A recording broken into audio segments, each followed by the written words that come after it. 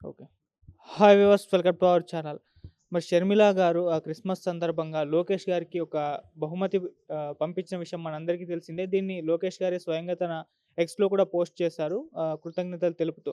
అయితే ఇప్పుడు దీనిపైన చాలా చర్చ జరుగుతుంది. అసలు షర్మిల గారు ఒక లోకేష్ గారికే ఎందుకు బహుమతి పంపించారు?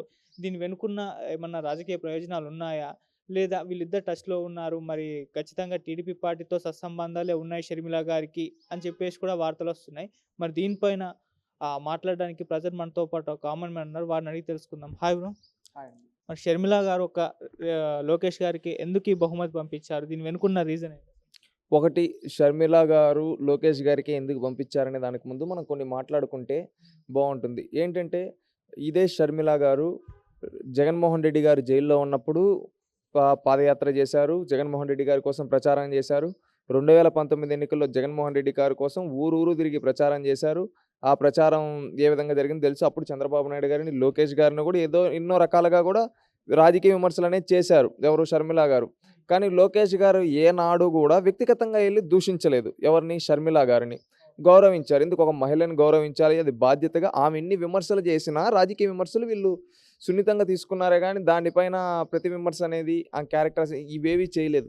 కానీ జగన్మోహన్ రెడ్డి గారు వక్రబుద్ధి గురించి మనం మాట్లాడుకోవాలి. షర్మిల గారు తన సోదరుడిని కాదని లోకేష్ గారు, అంటే తాను విమర్శించిన లోకేష్ గారికి బహుమతి పంపిందంటే, అంటే ఇక్కడ మనం ఒకటి గుర్తుపెట్టుకోవాల్సింది, లోకేష్ గారి యొక్క క్రమశిక్షణ, ఆయన ఉండే వ్యక్తిత్వం, ఆయన యొక్క వ్యక్తిత్వం ఎంత గొప్పదైతే ఆమె పంపిస్తుంది. అది ఎందుకంటే లోకేష్ గారు రీసెంట్ ఇంటర్వ్యూస్‌లో కూడా చెప్పారు.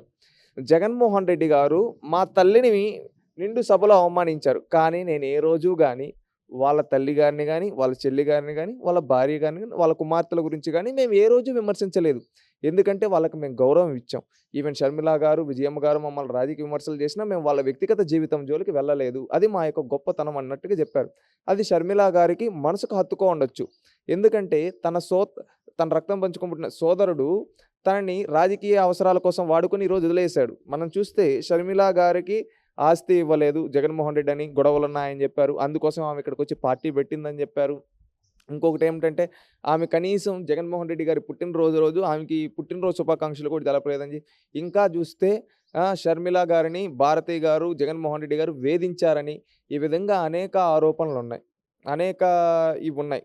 అనేక విషయాలు ఈ విధంగా ఉన్నాయి. దీన్ని బట్టి మనం ఆలోచిస్తే జగన్మోహన్ రెడ్డి యొక్క బుద్ధి ఎలా ఉందో మనం అర్థం చేసుకోవాలి. సొంత చెల్లినే ఆస్తి కోసం పక్కన పెట్టిన వ్యక్తి, సొంత చెల్లినే గౌరవించని వ్యక్తి, సొంత కుటుంబ సభ్యులనే వాడుకొని వదిలేసిన వ్యక్తి అని చెప్పి జగన్మోహన్ రెడ్డి గారు అంటారు. అదే లోకేష్ గారు శత్రువులను కూడా గౌరవించే గొప్ప మనసున్న వ్యక్తి. అందుకని చెప్పి నాకు ఇలాంటి సోదరుడు లేడు, కానీ నేను ఇతన్ని సోదరుడిగా భావిస్తున్నాను అని చెప్పి షర్మిల గారు ఇచ్చుండొచ్చేమో గిఫ్ట్. దాంట్లో తప్పు లేదు. లోకేష్ గారు కూడా ఏమన్నారు?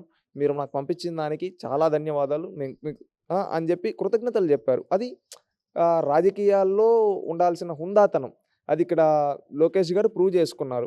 షర్మిల గారు కూడా జగన్మోహన్ రెడ్డికి అంతగా చేసి, ఈరోజు జగన్మోహన్ రెడ్డి గారికి దూరంగా వచ్చారంటే మీరు అర్థం చేసుకోండి ఎంతలా బాధపడి ఉంటే ఆమె వచ్చుంటుందండి. ఆ రోజు ఆయన కోసం అంత ప్రచారం చేసి అంత తిరిగింది కదా! ఈరోజు ఆయన కాదని వచ్చిందంటే ఏదో పెద్ద ఇదే ఉండాలి. నాకు తెలిసి తమ ఆస్తిలో కావచ్చు, తమ వాటాల్లో కావచ్చు, లేకపోతే తనకు గౌరవం కల్పించడం కావచ్చు, జగన్మోహన్ రెడ్డి గారు ఏ రోజు కూడా షర్మిల గారిని పిలిచి నేను మీరు నా కోసం ఇంత చేశారు కదా! మీకేం కావాలని కూడా మాట వరుసకు కూడా అడగలేదు. అది ఆమెకు బాధ కలిగించుండొచ్చు. వేరియస్ రాజకీయ కారణాలుంటే, కానీ లోకేష్ గారికి పంపించడం అనేది ఒక శుభసూచకంగా భావిస్తున్నాం. దాంట్లో ఆమె క్లారిటీగా చెప్పింది 2024లో మీకు మంచి జరగాలి అని. అంటే 2024 ఎన్నికల్లో మా అన్నను ఓడించి ఆంధ్రప్రదేశ్ రాష్ట్ర ప్రజల్ని కాపాడండి అని షర్మిల గారు గౌరవప్రదంగా లోకేష్ గారికి పంపించారని మేము భావిస్తూ ఉన్నాం. సో ఇప్పుడైతే షర్మిల గారు చూసుకుంటే ఏపీ పాలిటిక్స్‌లో కూడా ఎంట్రీ అవుతున్నారు. ఈవెన్ మన కాంగ్రెస్ పార్టీ అధ్యక్షురాలుగా కూడా ఈ న్యూ ఇయర్‌కి ఆమెని అనౌన్స్ చేసే ఛాన్స్ ఉందని కూడా వార్తలైతే వచ్చాయి. సో ఇప్పుడు కాంగ్రెస్ పార్టీతో టీడీపీ పార్టీ మరి జనసేన కూటమి ఏమన్నా పొత్తు పెట్టుకునే ఛాన్స్ ఏమన్నా ఉందా? తెలుగుదేశం పార్టీ, జనసేన ఇప్పటి వరకు ఫిక్స్ అయిన అలయన్స్. ఇవి 2 వెళ్తాయని క్లారిటీగా చెప్పడం జరిగింది. ఇంకా కాంగ్రెస్ పార్టీనా, బీజేపీ పార్టీనా ఊహాగానాలు మాత్రమే. ఇప్పుడు షర్మిల గారు ఏదో గిఫ్ట్ పంపించారని చెప్పి, ఈ విధంగా అని చెప్పి దానికేదో కలిసి పోటీ చేస్తారనేది అయితే కాదు. ఎందుకంటే ఇక్కడ కేసీఆర్ గారికి బాగలేనప్పుడు కేఏ పాల్ గారు వచ్చారు, చంద్రబాబు నాయుడు గారు వచ్చారు, రేవంత్ రెడ్డి గారు వచ్చారు. అప్పుడంటే వీళ్ళందరూ రాజకీయాలు ఎన్నికల్లో కలిసి పోటీ చేస్తారా? పార్లమెంట్ ఎన్నికల్లో అన్నీ కాంగ్రెస్, పీఆర్ఎస్, కేఏ పాలు ఇవన్నీ తెలుగుదేశం ఇవన్నీ కలిసి పోటీ చేస్తారా? లేదు కదా. అది ఒక గౌరవప్రదంగా వాళ్ళ యొక్క బాధ్యతగా, అంటే ఈ జగన్మోహన్ రెడ్డి గారు వచ్చిన తర్వాత ఇలాంటి రాజకీయాలు, ఈ హుందాతనం ఇవన్నీ పోయాయిలేండి. ఒకప్పుడు ఉండేటివి. ప్రతి గౌరవించుకునే వాళ్ళు, ఒకరింటికి ఒకరు వెళ్ళే వాళ్ళు, భోంచేసే వాళ్ళు, గౌరవప్రదంగా ఉండేది. సత్సంబంధాలతో కలిగి ఉండేవాళ్ళు. ఎన్నికల రోజు మాత్రమే రాజకీయ విమర్శలు ఉండేవి, మిగతా అప్పుడంతా కలిసిమెలిసి ఉండేవాళ్ళు. ఆ విధంగా జరిగేటివి.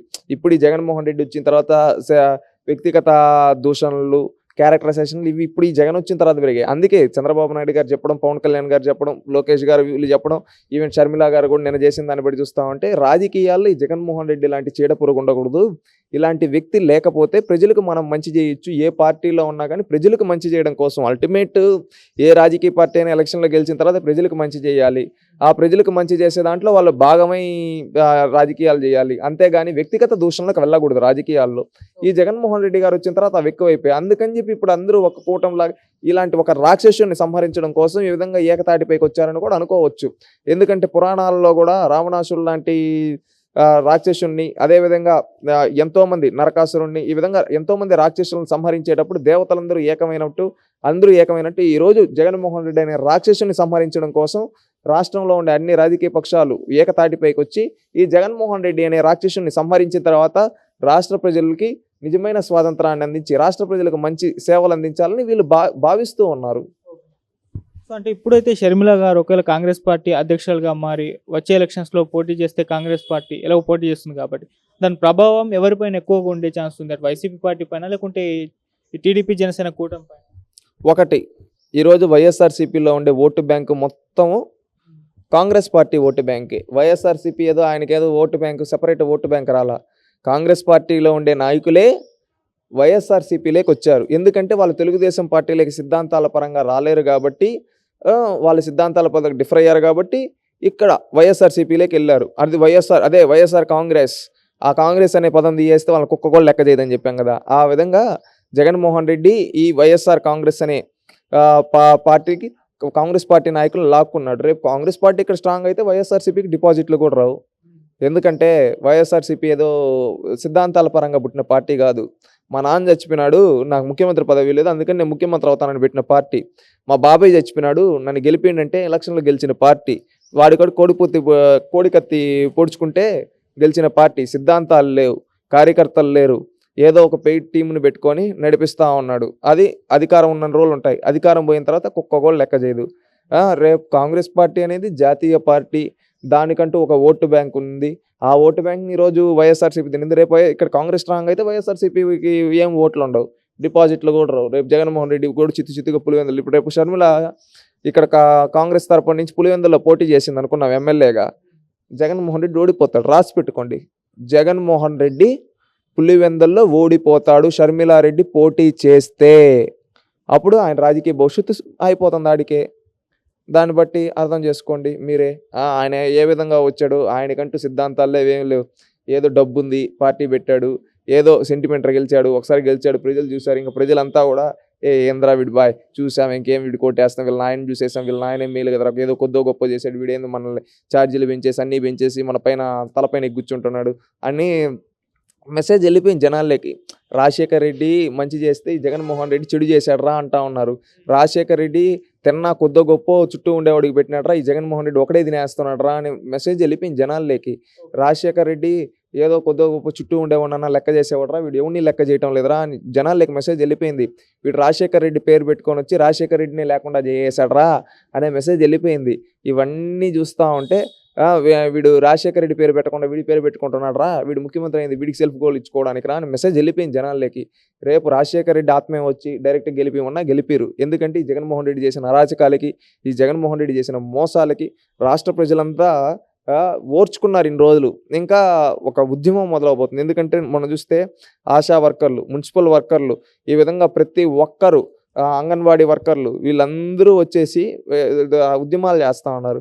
అంటే ఆంధ్రప్రదేశ్ కాస్త ఉద్యమాంధ్రప్రదేశ్గా మారిపోయింది. ఈ జగన్మోహన్ రెడ్డిని దహించేస్తారు రేపు వీళ్ళంతా కలిసి.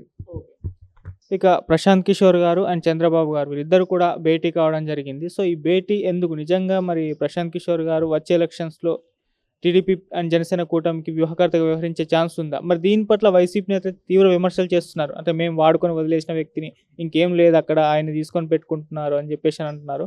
ఎందుకు వాళ్ళు భయపడుతున్నారా మరి? ఒకటి, తెలుగుదేశం పార్టీకి స్ట్రాటజిస్టులు అనేవాళ్ళు అవసరం లేదు. ఒకటి నేను క్లారిటీగా చెప్పేది, తెలుగుదేశం పార్టీ అనేది కార్యకర్తలతో నిండిన పార్టీ, కార్యకర్తలే బలంగా నిలిచిన పార్టీ. చంద్రబాబు నాయుడు గారిని అరెస్ట్ చేసి 50 రోజులు జైల్లో పెట్టినప్పుడు ఏ స్ట్రాటజిస్ట్లో కాదు పార్టీని కాపాడింది, కార్యకర్తలు పార్టీని కాపాడాడు. కార్యకర్తలు బట్టి పార్టీ నిలబడింది. ఈ విధంగా వైఎస్ఆర్సీపీ లాగా ఇంకొక పార్టీ లాగా స్ట్రాటజిస్టుల పైన ఆధారపడాల్సిన అవసరం లేదు. స్ట్రాటజిస్టుల ఆలోచనలు పార్టీకి అదనపు బలంగా మారబోతున్నాయి అంతే. ఈరోజు రాబిన్ శర్మ కావచ్చు, ప్రశాంత్ కిషోర్ కావచ్చు, ఇంకెవరైనా సునీల్ కనుగోలు కావచ్చు, ఎవరైనా తెలుగుదేశం పార్టీకి వ్యూహకర్తలు అంటే వాళ్ళు సలహాలు మాత్రమే ఇస్తారు. తెలుగుదేశం పార్టీ అనేది దాన్ని ఎంతవరకు తీసుకోవాలో అంతవరకు తీసుకొని దాన్ని ఎంతవరకు ఇంప్లిమెంట్ చేయాలో అంతవరకు ఉపయోగిస్తుంది. అంతేగాని మొత్తం కార్యకర్తల పైన పెట్టేసి ఈ విధంగా చేసే అంత ఇది అంటే ఏమంటే మొత్తం స్ట్రాటజిస్టులని నమ్ముకొని మిగతా వాళ్ళని పక్కన పెట్టేసే టైప్ అయితే కాదు తెలుగుదేశం పార్టీ. తెలుగుదేశం పార్టీలో కార్యకర్తల బలం, స్ట్రాటజిస్టులు అనేవాళ్ళు వాళ్ళు ఎంతవరకు, ఈ ప్రశాంత్ కిషోర్ అయినా, రాబిన్ శర్మ అయినా, సునీల్ కనుగోలు అయినా, వాళ్ళు ఎంతవరకు వాళ్ళ సలహాలు అంతవరకు ఇస్తారు పార్టీకి. పార్టీ ఎంతవరకు తీసుకోవాలో అంతవరకు తీసుకుంటుంది, ఎంతవరకు ఇంప్లిమెంట్ చేయాలో అంతవరకు ఇంప్లిమెంట్ చేస్తుంది. ఇప్పుడు అదనపు బలంగా పార్టీకి ఇప్పుడు ఎవరైనా వ్యూహకర్తలు ఆయన దగ్గరికి వెళ్ళాడా, ఈయన దగ్గరికి వచ్చాడా, ఈయన దగ్గరికి వచ్చాడు. ఇంకోటి కొన్ని విషయాలు మనం గమనిస్తే ఈ ప్రశాంత్ కిషోర్ అనే అతను బీహార్లో ఒక పార్టీ పెట్టాడు, జన్ సూరజ్ పార్టీ. ఇప్పుడు చంద్రబాబు నాయుడు అనే వ్యక్తి ఒక రాజకీయ దురంధరుడు. ఎంత రాజకీయ దురంధరుడు అంటే భారతదేశ రాజకీయాలని ఏకతాటిపై నడిపించిన నాయకుడు చంద్రబాబు నాయుడు. చంద్రబాబు నాయుడు గారి దగ్గర రాజకీయ శిష్యరికం చేస్తే చాలనుకున్న వాళ్ళు ఎంతోమంది ఉన్నారు. ఈరోజు కేసీఆర్ కావచ్చు, రేవంత్ రెడ్డి గారు కావచ్చు, అనేక రాజకీయ పార్టీల్లో ఉండే అనేక మంది రాజకీయ నాయకులు కావచ్చు, అందరూ చంద్రబాబు నాయుడు గారి దగ్గర శిష్యరికం చేసిన వాళ్ళే.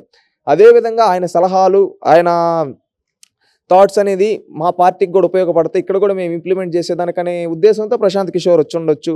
రెండోది, తెలుగుదేశం పార్టీకి నిజంగా చేయాలనుకుంటే ఆల్రెడీ వీళ్ళకి షో టైమ్ కన్సల్టెన్సీ అని ఒక ఏజెన్సీతో కాంటాక్ట్ ఉంది.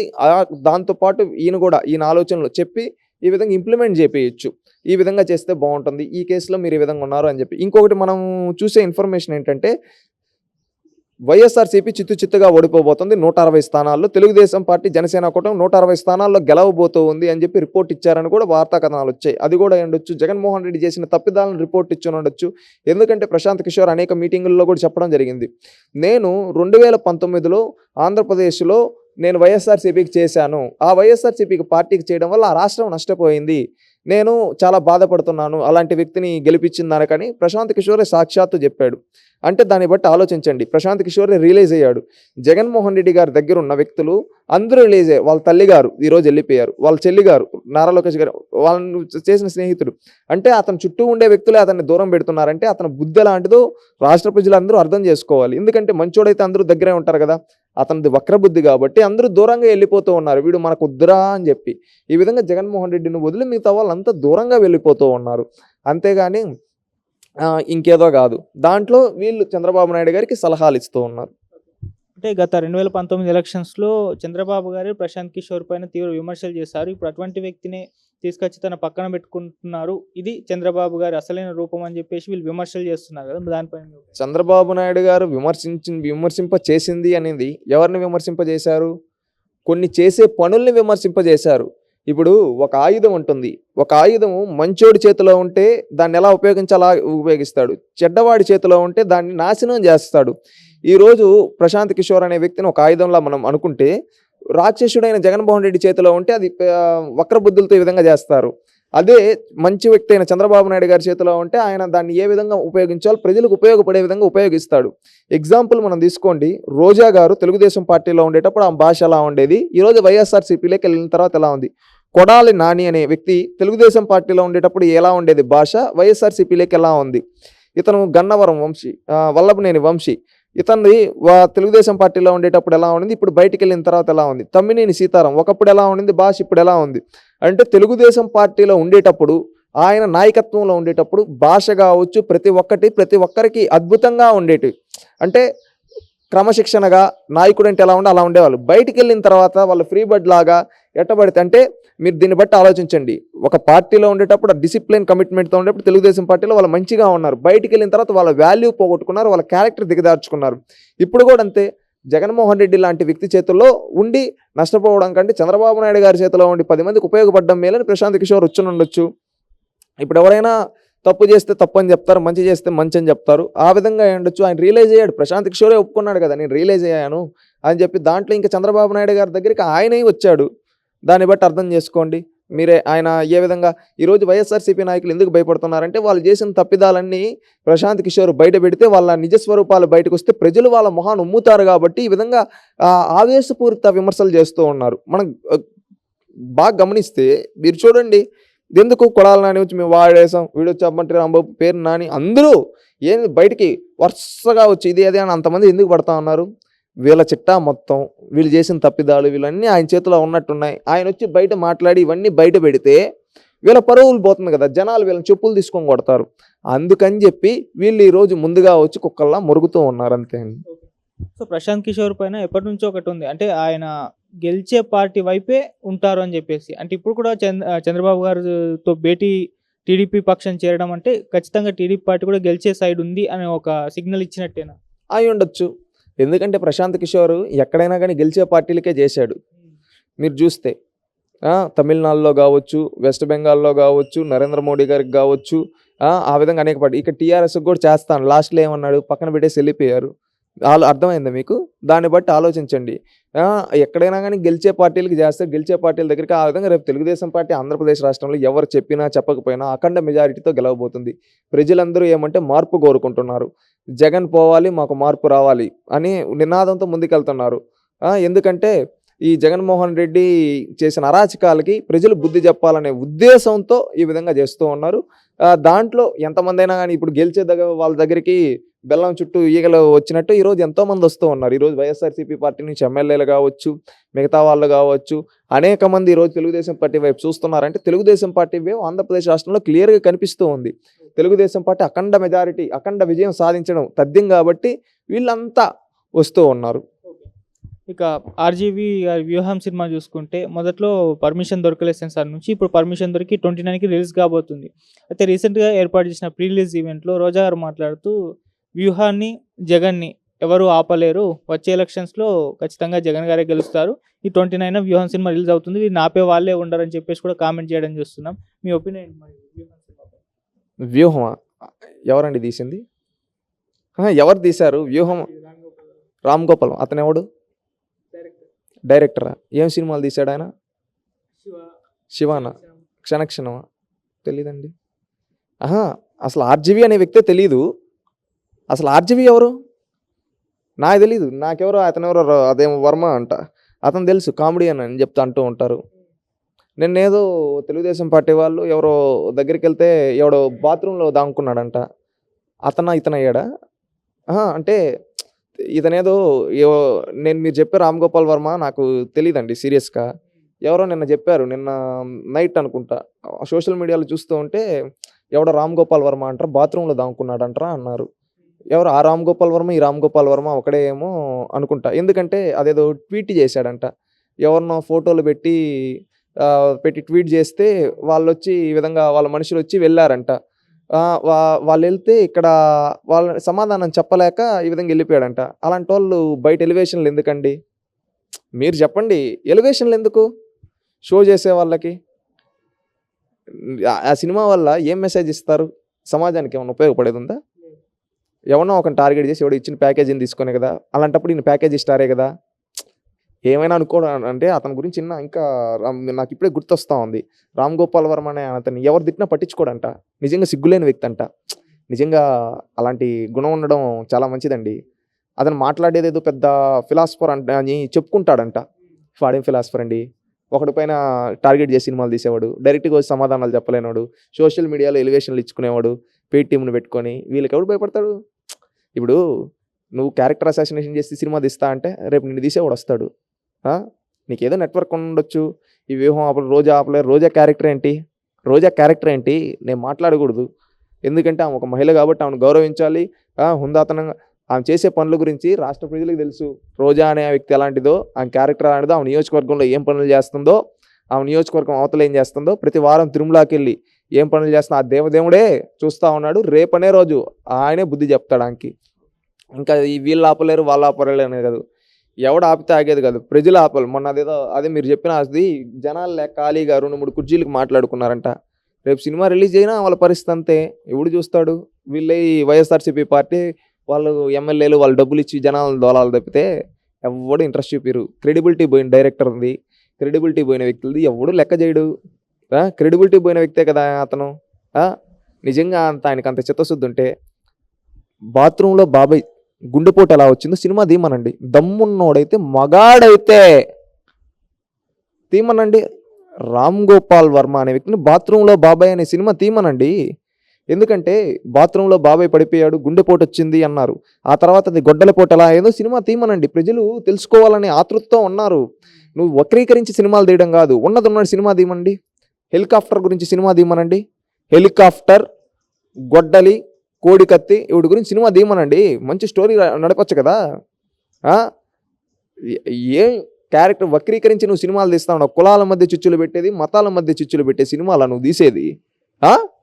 సమాజానికి ఉపయోగపడేది చేయరా అంటే ప్యాకేజీల కోసం. నిన్నెవరు దేకకపోతే ప్యాకేజీల కోసం, ఎవడో ఇచ్చే చిప్పకూడు కోసం క్యారెక్టర్ అసాసినేషన్ సినిమాలు తీస్తాడు. సినిమా ఇండస్ట్రీ మొత్తం ఉమ్మతా ఉందండి. సినిమాలంటే ఒకప్పుడు చారిత్రాత్మక 10 మందికి ఉపయోగపడే విధంగా ఉండేటివి. ఇవేంటి ఒకరిని టార్గెట్ చేసి సినిమా తీసి ఒక పెయిడ్ డైరెక్టర్ వాళ్ళు మళ్ళీ క్రెడిబిలిటీ గురించి వాళ్ళ మేధావుల్లో మా ముసుగు వేసుకొని మాట్లాడడం. వాళ్ళది ఒక బతుక. ప్రజలకు మంచి చేయాలి. ఈరోజు లోకేష్ గారి గురించి, చంద్రబాబు నాయుడు గురించి సినిమాలు తీస్తూ ఉంటున్నారు. చంద్రబాబు నాయుడు గారు రాజశేఖర్ రెడ్డి గారి హయాంలో ఎంతోమంది తెలుగుదేశం పార్టీ కార్యకర్తలను చంపేసిన వాళ్ళని, ఎవరైతే చనిపోయారో వాళ్ళ బిడ్డలను తీసుకొని తన బిడ్డలుగా భావించి వాళ్ళకు ఉన్నత విద్య అందించాడు చంద్రబాబు నాయుడు. వాళ్ళని ఉన్నత స్థాయిలో కూర్చోబెట్టాడు. లోకేష్ గారు కార్యకర్తలకు అండగా నిలబడ్డాడు. జగన్మోహన్ రెడ్డి అరాచకాలు చేసి కార్యకర్తలను చంపేస్తే వాళ్ళ బిడ్డలను దత్తత తీసుకొని వాళ్ళని చదివిపిస్తూ ఉన్నాడు. అది లీడర్షిప్ క్వాలిటీ. ఎన్టీఆర్ ట్రస్ట్ ద్వారా కొన్ని లక్షల మందికి సహాయాలు చేస్తూ ఉన్నారు చంద్రబాబు నాయుడు కుటుంబం. జగన్మోహన్ రెడ్డి కుటుంబం ఏం చేసిందయ్యా? ఏం చేసింది? దానికి సమాధానం చెప్పమను. రాజశేఖర రెడ్డి పేరు వాడుకుంటారు కదా, రాజశేఖర రెడ్డి పేరు పైన ట్రస్ట్ పెట్టారా? ఎవరెవరు సహాయాలు చేస్తున్నారు? రిలీజ్ చేయమనండి. ఎవడ పక్క నిలబడుతున్నాడో ఆ రామ్ గోపాల్ వర్మని ఆలోచించుకోండి. క్రెడిబిలిటీ లేని వ్యక్తి, బుద్ధి లేని వ్యక్తి. నిజంగా నీకు చిత్తశుద్ధి ఉంటే వీటిపైన సినిమాలది మంచిగా ఉపయోగపడే విధంగాది. అంతేగాని ప్యాకేజీలు తీసుకొని దాని బదులు ఎందుకండి? ఆ బతుకెందుకు? పుందాతనంగా ఉండాలి, గౌరవంగా ఉండాలి. సిగ్గు మానం విడిచేసి ఎవడో డబ్బులు ఇచ్చేదానికి చరిత్రను వక్రీకరించి సినిమాలంటేనే వ్యక్త పుట్టేలా చేయొద్దని చెప్పండి. పుందాతనంగా ఉన్నామనండి. నీకు అంత ప్యాకేజీ ఉంటే ప్యాకేజీ, లేకపోతే చచ్చిపో. ఎందుకంటే గౌరవంగా బతకాలండి సమాజంలో. ఈ విధంగా వక్రీకరించి సినిమాలు తీయడం ఎందుకు? కులాల మధ్య చుచ్చులు పెడతా సినిమాలు తీయడం ఎందుకు? ఒక వర్గాన్ని డిస్క్రెడిట్ చేయడం ఎందుకు? పుందాతనంగా ఉండు, గౌరవంగా మాట్లాడడం నేర్చుకో. నీ గురించి సి గ్రేడ్ మనిషో బి గ్రేడ్ మనిషో అంటండి అతను. ఆ విధంగా ఉండేది. నువ్వు ఉంటే 10 మందికి సహాయం చేయరా? ఒక అనాథాశ్రమాన్ని పెట్టు, ఒక అనాథాశ్రమంలో చదివి పిల్లల్ని, ఇంకొకరికి 10 మందికి సహాయం చేయి. బట్టలు లేని వాళ్ళకి బట్టలు ఇవ్వు. రామ్ గోపాల్ వర్మ బాగా సహాయం చేశాడంట, మంచి వ్యక్తి అంట అని చెప్పి అందరూ మాట్లాడుకుంటారు. అంతేగాని ఒక కులాన్ని, ఒక మతాన్ని, ఒక వర్గాన్ని, ఒక పార్టీని, ఒక వ్యక్తుల్ని ఉన్నవి లేనట్టుగా చిత్రీకరించి ఏమంటే అవి ఫేక్ ప్రిపేర్ చేసి అవుట్ని సినిమాలు తీస్తే ఎవడికి లాభం? నీకు ఆ రోజు వీడు ప్యాకేజ్ ఇస్తాడు, కానీ నీ బతుకేంటి? క్యారెక్టర్ లేని బతుకే. ఒకటి దాకా చెప్పకు. మళ్ళీ నువ్వెక్కడ మేధావి అవుతావు? ఒకటి చేయి జాపేసావు, ఒకటికి లొంగిపోయావు, సరెండర్ అయిపోయావు, వాడి చేతుల్లో ఉన్నావు. నువ్వు డైరెక్టర్ ఏంటి? కరెక్ట్ కాదండి అది. ఎవడైనా ఈరోజు రామ్ గోపాల్ వర్మ అనే వ్యక్తే కాదు, ఆ ప్లేస్లో ఎవడు తీసినా తప్పే. గుర్తుపెట్టుకోండి, ఎవడు తీసినా, ఏ డైరెక్టర్ తీసినా అది తప్పే. ఈవెన్ ఈరోజు టాప్ డైరెక్టర్లు అని చెప్పుకునే వాళ్ళు కూడా ఈ విధంగా వక్రీకరించి ఈ విధంగా ఏదో పడితే తీస్తే వాడు క్యారెక్టర్ లేని వ్యక్తిని ఎవడు గౌరవిస్తాడు? సమాజంలో కుక్క కన్నా హీనంగా బతుకుతాడు. ఆ విధంగా అయిపోతుంది వాళ్ళ పరిస్థితి. హుందాతనంగా ఉన్నామనండి, గౌరవంగా ఉండే మంచి సినిమాలు తీయమనండి, సమాజానికి ఉపయోగపడే సినిమాలు తీయమనండి. అంతేగాని ప్రోన్ సినిమాలు మళ్ళొచ్చి ఇవేవేవో పనికిమాల నాటి తీసి సమాజాన్ని పొల్యూట్ చేయడము, ఒకరిని మంటలో విషం చింపడానికి ఈ విధంగా చేస్తే ఎక్కువ రోజులు నిలబడ్డండి. ఈ రోజే ఆయన క్రెడిబిలిటీ అనేది పోయింది. ఆర్జీవీ అనే వ్యక్తి ఎవడేమనుకున్నా కానీ ఆర్జీవీ అనే వ్యక్తి క్రెడిబిలిటీ పోయింది. ఒకటి చేతిలో చెప్పకూడదు అంటే, వాడు ఎవడో డబ్బులు ఇస్తా ఉంటే వాడు డబ్బులు తీసుకొని వాడు చెప్పినట్టు సినిమాలు తీస్తున్నాడంటే ఈజ్ కొలాప్స్. ఇంకా అతనికి ఎలివేషన్లు ఇవ్వాల్సిన అవసరం లేదు. హీఈస్ ఏ పెయిడ్ వ్యక్తి. అలాంటి వ్యక్తి గురించి మాట్లాడుకోవాల్సిన అవసరం లేదు. ఆయన ఆఫీస్ దగ్గరికి వెళ్ళి ఆందోళన చేశారు కదా, వాళ్ళు పోస్టర్ కూడా తగలబెట్టడం చూస్తున్నాం. ఎవరు వాళ్ళు? అంటే స్వచ్ఛందంగా వెళ్ళాలి లేకుంటే పంపించారా? అది వెళ్ళిన వాళ్ళకి తెలుస్తుంది, మాకెలా తెలుస్తుందండి? అది వెళ్ళిన వాళ్ళ అభిమానంతో వెళ్ళారా లేకపోతే ఎవరైనా పంపిస్తే వెళ్ళారా అనేది వాళ్ళకి తెలియాలి. ఎవరికైనా అభిమానం అనేది ఉంటుంది. ఎవరైనా అభిమానించే నాయకుడిని వక్రీకరించి ఉన్నది ఉన్నట్టుగా తీస్తే ఎవడు పట్టించుకో, లేనాటి వక్రీకరించి తీస్తే ఎవరికైనా మండుతుంది. నువ్వు ఉన్నది ఉన్నట్టుది. బాబాయ్కి బాత్రూంలో గుండెపోటు అని చెప్పి మళ్ళీ అది గొడ్డల పోటుగా ఎలా మారింది? కోడి కత్తి ఓన్లీ భుజం పైనే ఎందుకు గుచ్చుకునేది, మెడపైన ఎందుకు గుచ్చలేదు? ఆ రోజు హెలికాప్టర్లో ఒక వ్యక్తి మాత్రమే ఎందుకు వెళ్ళాడు? ఆ హెలికాప్టర్లో వెళ్ళిన వ్యక్తిని వేరే వ్యక్తి చంపించేశాడని జగన్మోహన్ రెడ్డి గారు చెప్పారు కదా, మళ్ళీ అదే వ్యక్తికి రాజ్యసభకు ఎందుకు పంపించాడు? దాని గురించి సినిమాలు తీయమనండి, అంతేగాని ఒక వర్గాన్ని టార్గెట్ చేసి తీయొద్దని చెప్పండి. వ్యూహం సినిమా పట్ల టీడీపీ వర్గాల యొక్క అభిప్రాయం ఏంటి? అంటే వాళ్ళు ఏమంటున్నారు, వ్యూహం సినిమా అనౌన్స్ చేయగానే టీడీపీ పార్టీ భయపడిపోయింది, దీన్ని ఆపడానికి ట్రై చేస్తుంది నానా రకాలుగా అని అంటున్నారు. ఇప్పుడు ఎవరెవరికి భయపడేదిలే. చరిత్ర వక్రీకరించి తీస్తే ఇప్పుడు మీ గురించి మీరు మంచిగా లైఫ్ స్టైల్ నడుపుతూ ఉంటారు. మీ గురించి మీరు ఒక రేపిస్ట్ అని, ఒక వెధవని, ఒక క్యారెక్టర్ లేనివాడవని, లేదు ఇంకా ఏదేదో అంటే వక్రీకరించి ఏవంటే అవి లేని ఉన్నట్టుగా ఉన్నవి లేనట్టుగా చూపించి తీస్తే మీ గౌరవంగా బతికే మిమ్మల్ని సమాజంలో ఎదవగలా చూపించాలని ఒక వక్రబుద్ధితో ఎవడో ఇచ్చిన పెయిడ్ టీం డబ్బులు తీసుకొని ఈ విధంగా చేసి ఈ విధంగా జనాల్లోకి వదలాలంటే ఎవడు ఒప్పుకుంటాడు? మీరు ఒప్పుకుంటారా? ఎవడు ఒప్పుకోడు కదా. అది ఈ మధ్య ఒక హీరోయిన్, ఒక ఆడబిడ్డ నన్ను వాడుకొని మోసం చేశాడు ఈడని చెప్పి ఈ రామ్ గోపాల్ వర్మనిది ఆడబిడ్డలను మోసం చేసే ఈ వ్యక్తి సమాజానికి మెసేజ్ ఇస్తాడు. వాడిది ఒక బతుక. సమాజంలో మంచిగా బతకమనండి, మంచిగా ఉండమనండి, హుందాతనంగా ఉండమనండి. ఆడబిడ్డలను మోసం చేసిన వాడు పోయి సినిమాలు తీస్తే వాడికి ఒక రాష్ట్ర ముఖ్యమంత్రి మద్దతు ఇస్తున్నాడంటే ఆయన ఏ స్థాయిలో ఉన్నాడో ఆయన ఆలోచించుకోమనండి.